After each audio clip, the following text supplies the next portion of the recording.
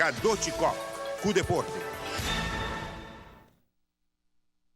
Il commentario Nandi razzista di dono di LA Clippers, Donald Sterling, sta ganhando hopi reação. E alcalde di Sacramento, Kevin Johnson, em nome do sindicato de jogadores, ha pedido o máximo castigo para Sterling, mientras que Magic Johnson avisa que está dispuesto para comprar Clippers.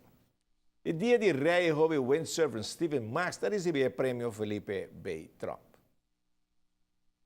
Maneira yata uma tradição do passado, a de la reina e agora dia de rei, escolhe jovem deportista que vai destacar. E aí aqui, o prêmio Felipe B. Trump também para o jovem surfer Stephen Max, que está logrando êxito, tanto em competência na local como internacional. De meeste competities die ik vaar zijn freestyle, dat je tricks moet doen. Maar ik heb ook wel eens slalom of technogevaren. Dan moet je eerst bij de finish zijn op bepaalde manieren. De ene plaats heeft meer wind, meer golven, dus het is altijd iets anders. Ik probeer, school gaat natuurlijk altijd eerst. Dus als ik achter sta of zo, dan moet ik eerst thuis huiswerk en zo gaan doen. Maar meestal gaat dat wel goed samen. E que mais bonita para um dia assim, a governador de Aruba, tem nome de rei também, de caso aqui está otorgar prêmio de excelência na Robenan, que está destacar aqui na Aruba.